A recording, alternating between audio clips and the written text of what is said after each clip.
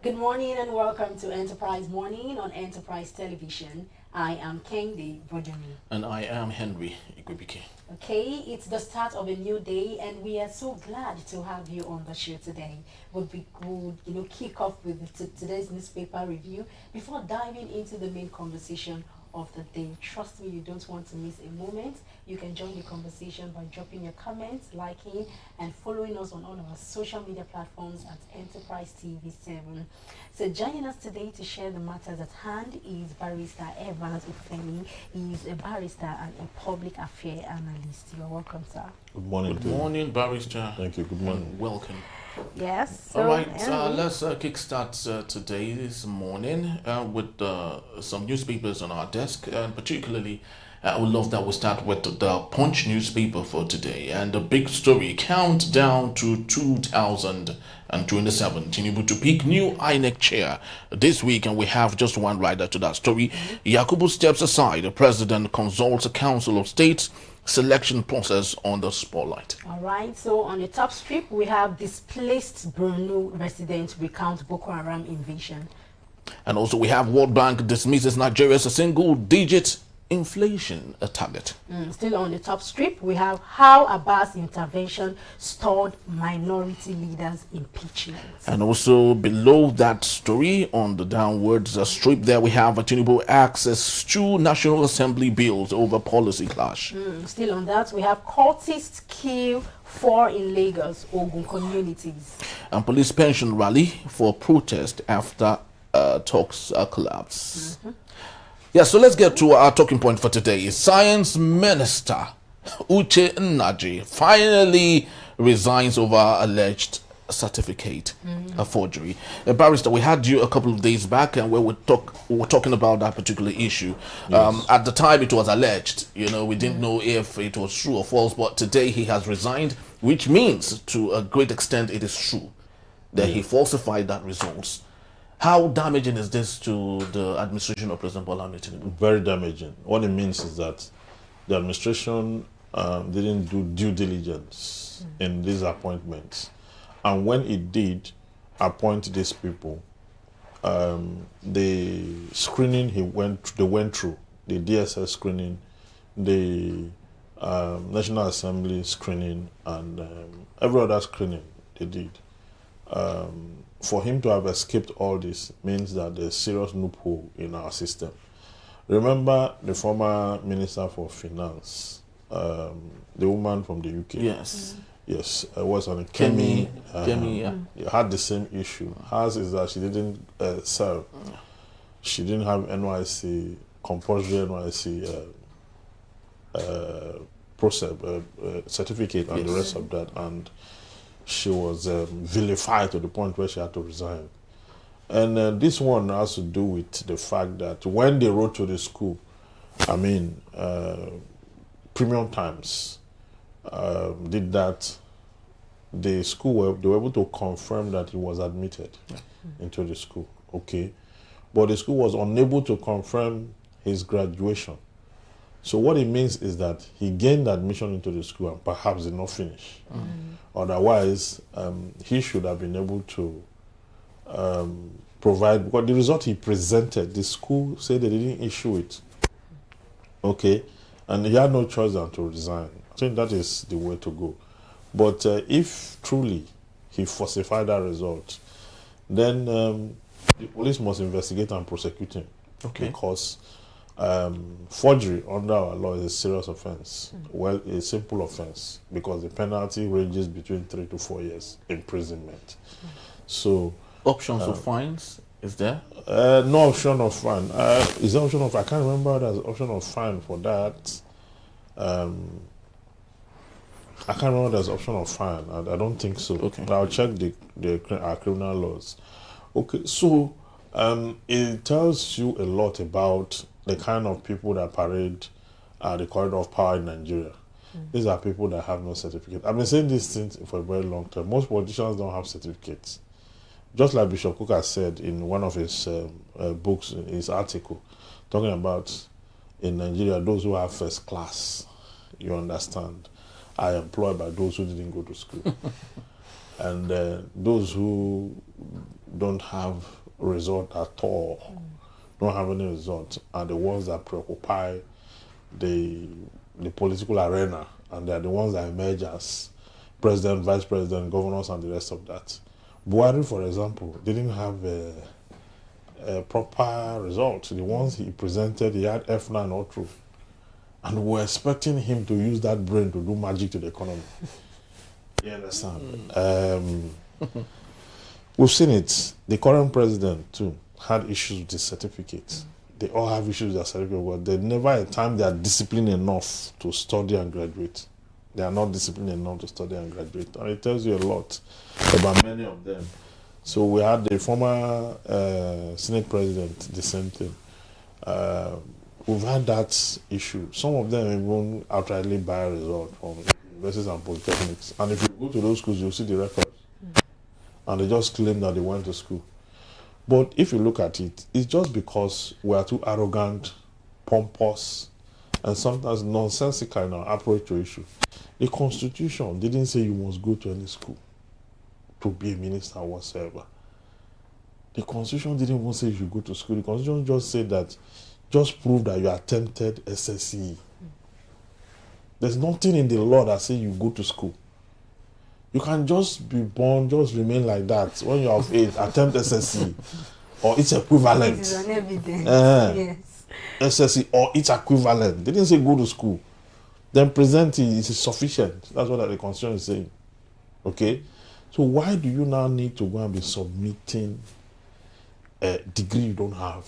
Well, given the magnanimity of his position and the ministry he was given, Ministry of Innovation, Science and Technology. Yes, it is required. Very big. Yes, so it is required that you must. So the law now says you must present a certificate for university that you don't have.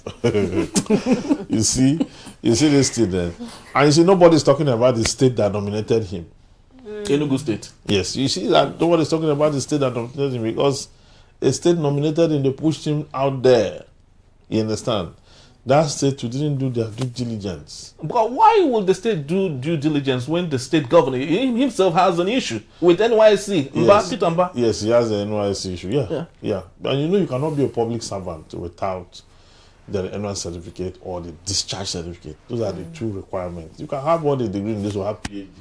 If you don't have those two, to be a public servant, you can't, because what it means is that as at the time you are supposed to serve your country, contribute to, you didn't do that. There are a lot of people who wanted to serve, but they were above the age, so they gave them this certificate, which is the same as the NYC certificate. Yes. Okay, you understand? So you must possess that if you have gone to higher institution.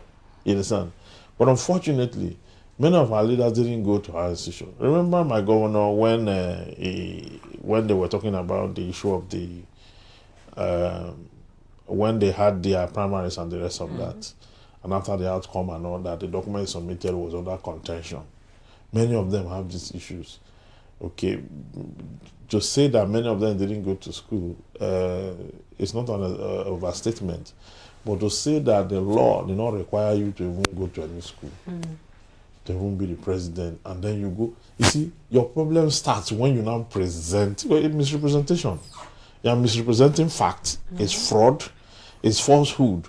When you falsify certificate, you understand? Some of us that have certificate don't even have any job. The ones that don't have any certificate are the ones that they are appointing here and there to go and be minister of innovation.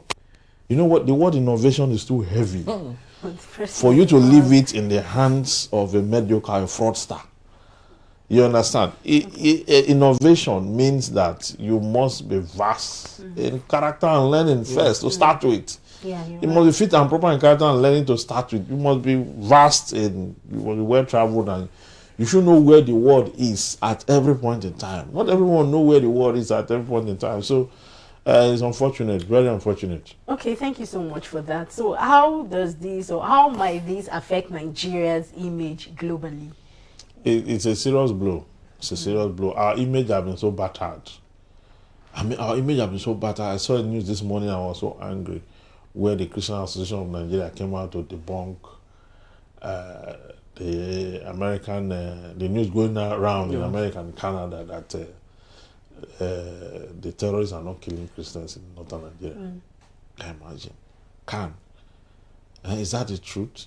They're about to shoot themselves when they say it's not, they are doing, but it's not a religious base. It's not, you already said they are not. You are moving forward in that same letter to say that they are, but they are, it's not, it's religion blind. It's not a particular religion. You are confusing yourself. If you have to be confused that way, don't respond. Leave it like that. That's how it's supposed to be. So what are they trying to achieve now with that? So I'm telling you about our image, generally speaking. Our image, so our solicitation to join the Security Council of the United Nations is thrown at the basket of our image as a country. So why shouldn't we be there where the most populated black, we can represent the entire black race. You understand? Yes. But why are we not there? We image. We have image issue as we speak. We don't have ambassadors across the world. So how are we going to be in that security? Security. How are you going to do it? So the issue about image of the Nigerian state is one that must be taken very seriously. Very seriously. We must be high and up there. And then we must do things proper. This one is even marked. Okay, this president also did it. One President Buhari used to appoint dead people. He will make appointment, out of the appointment, maybe like 2-3% of that appointment are dead people. You understand? So then he give national award. You understand? Many of the people are dead people. And they believe that they are alive. So first, we don't have database. We're not a country that don't have database, that don't know how many they are. Anybody you ask will say whereabouts. We are either 200 million people or 220 million people, depending on who you ask. And that's not the way to go. We should know how many we are in this country. And should be able to put that information out there. So you are coming from a country where you don't know how many we are in population, you want to sit in the Security Council. I don't think we are doing the right thing. All right, from there, I would love us to move on to the other story, a countdown to 2027, Tinubu to pick new INEC chair this week. Barrister, speak to us on this. And the likelihood of one gentleman they called Mr. Omikmoton, is likely would be picked. Remember the southwest of Nigeria. No, that has happened already now. It has happened. He has picked. He has picked someone already? Yes. Wow. This man from from Delta State. He didn't pick Mopita. He picked Mbu that he picked from Delta State. Oh, that's breaking news. Yes, that is the most senior person in INEC as we speak after Mahmood. Oh. Yes, that has been picked for that assignment. Yes, it's in the news already today. Oh, really? Yes, it's in the news of the newspapers were reviewing, but on the online version. Oh, okay. Because you know what you have here. Updated. Yeah, what you have here. Yes. Were yesterday news that they concluded midnight. Yes, earlier. So anything that happened between midnight and now will be in the online version. Okay. Okay. You understand? So if you check, even the paper we're reviewing now, if you check their online version, all of them. Really? You will see the news there, you will get the name. Mbu is the last name, but there's a first name that comes before Mbu. Okay. Okay, it's from Delta State. Is the one that have been picked for this assignment. Okay. And he's been in INEC for so long. He's the next in command after Mahmoud. And he's been picked from within. Okay. He's been picked from within. That looks like. It's a lady actually, May Agbamuche Mbu. Yes, May Agbamuche. Agbamuche Mbu. Replaces Professor Mahmoud Yakubu as INEC acting national chairman. Yes. As INEC acting national chairman, does that mean she's just sitting in? No, you start with acting. No, you start with acting. When that assignment is being given, you are appointed as acting. You understand? Subject to National Assembly's what do you call it, confirmation before you are properly appointed. All those positions. If you look at section 135 of the 1999 Constitution, where the constitution lists all those institutions. You understand? Yeah. Appointment into all those institutions start with acting. Even EFCC and the rest of that. When they appointed the current EFCC, they appoint him as acting first. You start as acting within 3 months. That's a probative period. Did we have that for Mahmoud Yakubu? Of course, he was appointed acting. Acting, oh, He really? took over from Jega. Yes. Yes, Oh, took okay. over from Jega, then appointed acting. Jega left it off 2015 after he conducted the election that brought him Buhari. And then he left. Now, having concluded 10 years prescribed by the constitution, the current person under reference was appointed by Buhari. Okay. And has since completed his 10 years period in administration. So is to give way for another person. All right, that's really awesome. Me Agbamuche Mbu, acting INEC chairman. Do we see a repeat of Abia State phenomena if that is ever possible? Well, coincidentally, the Abia State woman delivered a speech not too long ago. I don't know if you saw it on the internet, where he chronicled her history and her upbringing, and said at no point in her life has she sold handout. You know, she's a professor. She's a professor. That at no point in her life has she taken money from students or involved in any malpractice or whatsoever. That is something she will never do. I think Abia State is like it's like there's an event organized for her or something to maybe congratulate her or something, but I don't know the details, but it was at that event, because the governor was there, where she made those statements. And if not for her, to be frank with you, if not for her, that state will still remain in that. So a drop of this kind of people, even the people that will change things and all, they know it's not everybody. You just see a hand, just look at the alignment now. Look at the governor, who was everly ready and prepared. Okay, this woman, that alignment happened. And sometimes the cosmic administration of the universe allowed that to happen, just so you have alignment, and then you have development. You understand? The governor has said it that by the time you finish with Abia State, that Lagos will look like a village. And it's serious. Even if it's being contested by our young gentleman, Carlo said that the next election, that Abia State, that the APC is going to take over from. But I don't think that is consequential. Why is he not talking about the giant stride of the Labour Party, championed by the current governor, and what the current governor is doing in that state? You need to see what this man is doing in that state. I mean, you see, all the states in the southeast now are under pressure, especially Anambra State, because Solodo appears not to be performing. Yes, definitely. You understand? So they are seriously under pressure. The only state coming close is Imo, and that is the man highly rejected. You understand? The man that is called Supreme Court Governor, but is the second because the Ebonyi that used to be top there. The current governor is not doing as much as Dave Umahi had done. He had done, you understand? So you are now left with Abia and Imo.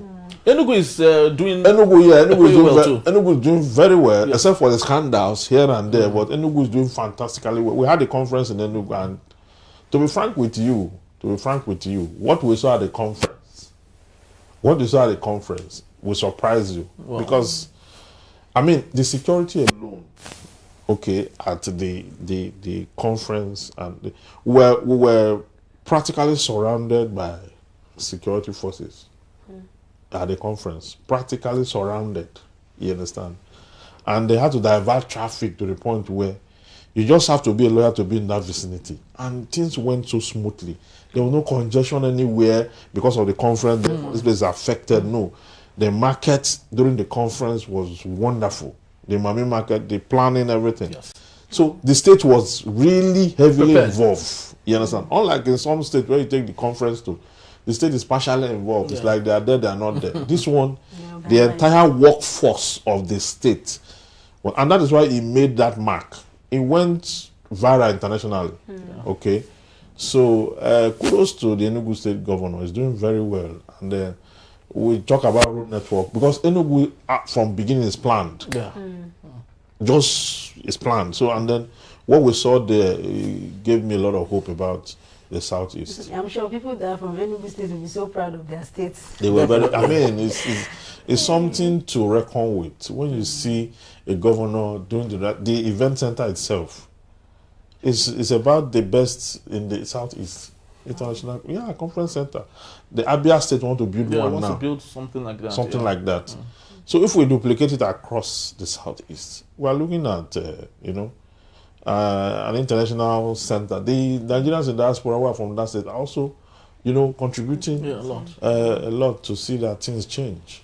All right, so we hope that the new INEC chair will do amazingly well, because the truth remains, the reason we have been deficit with respect to development and growth is simply because we've not gotten it right. Yeah, one thing that gives me hope. One thing that gives me hope there is that she's coming from within, or is coming from within.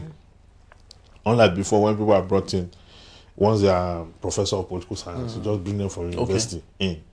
This one, then when they get in, they start to learn on the job. Because a professor is a Nigerian professor is at best a theorist.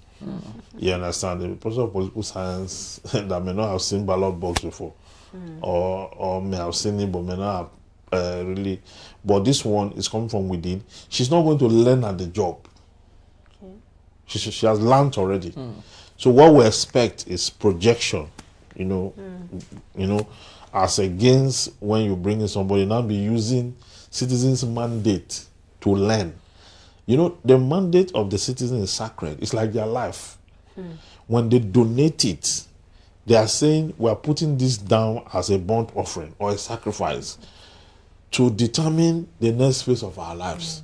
That is why whenever you have a leader that disappoints the people, it pains them, because it's like taking 4 years of your life. You write a check and give somebody and say, this is 4 years of my future. Take this check, use it, and make the next 4 years of my life different from what I've seen. When you get there and you take all that and you now devalue the mandate, so it's very painful, and we see that repeatedly.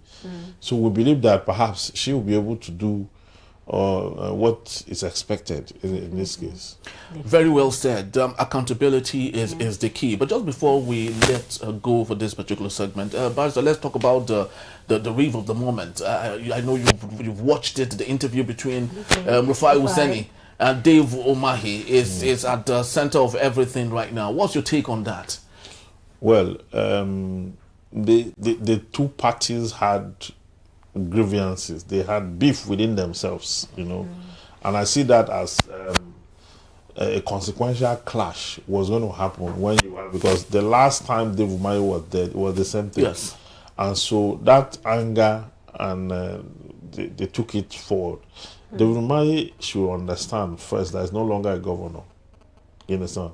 Everything is under him. It's the way he shut down journalists. Sometimes, even in his press conferences, we've seen videos of how, even Arise correspondents and the other, the way he shut them down when they ask questions he doesn't like and the rest of that. He shut people down. Rufai on his own needs to be diplomatic. Journalism is not war. You understand? Yes, Umahi can walk away from there. Yes, very well. Journalism is not war. It's not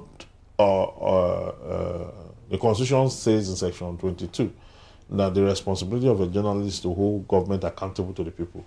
Okay. Not to declare war against your guests. But can we maybe put a parameter to what holding accountable is? It's just like a doctor. It's only when he touches or he holds on to a patient that he knows where the pain is. Yes. So could there be a parameter to say, okay, a journalist must not go overboard, or I don't think there's ethics in the profession. It's your profession, okay?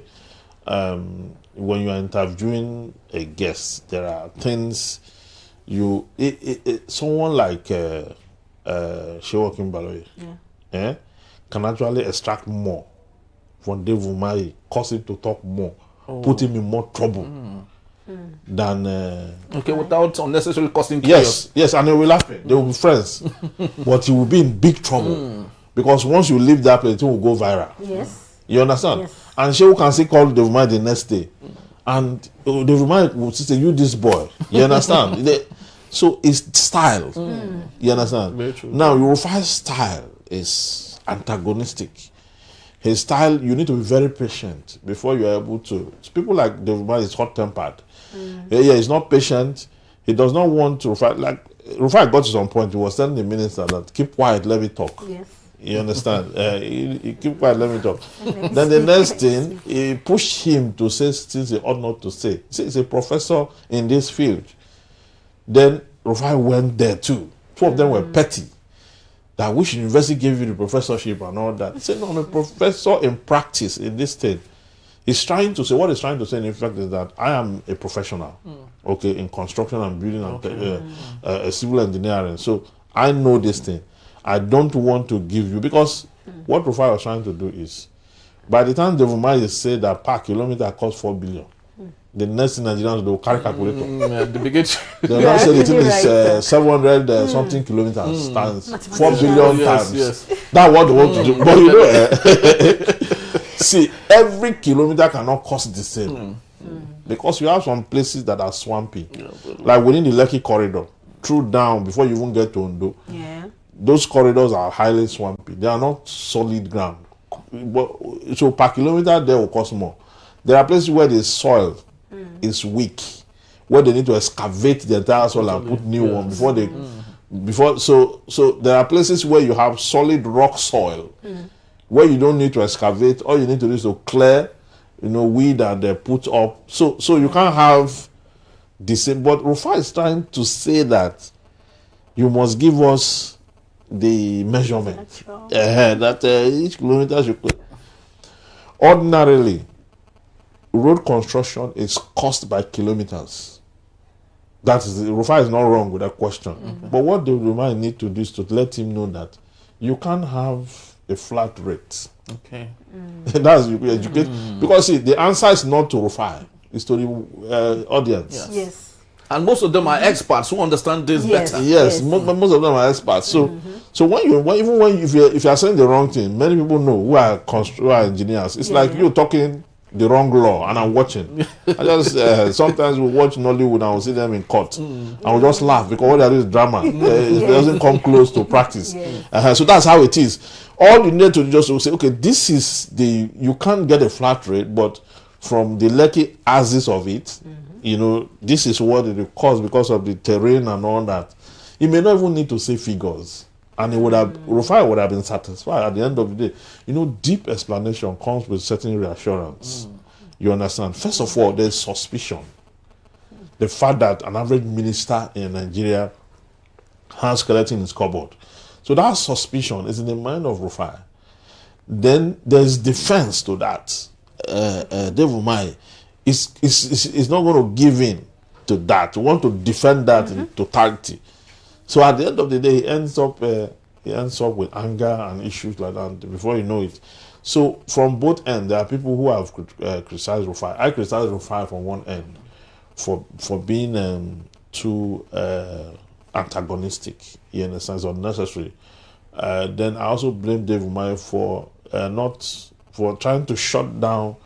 The best you could have done is not to honor the invitation. Very well. Yes, because many of these politicians, these ministers and government functionaries, that they honor the invitation when they know what is ahead. You know that you're going to meet Rufai and it's going to be the way he is. But you see, honor the invitation. And Reuben Abati, who looked like he's tired of he's tired of intervening every time, because the last one they had the occasion, there was Reuben Abati that intervened and said that these questions that Rufai was asking can be asked elsewhere, not on this show. And that brought a lot of bad blood between him and Rufai, and people went against Abati. A lot of people on Twitter and all that went against him. So, but now he seems to have learned that when these people are clashing, he shouldn't wade in. He should allow them to do their thing, so that today we are not talking about Ruben Abati Yes. on this issue. We are talking about Rufai and this man. If Ruben Abati had entered and said something, the attention will shift to him. Yes. So he seems to have understood what is going on. So by and large, it's for the growth of Nigeria, for the betterment of Nigeria, and the rest of that. But I think Rufai should apologize.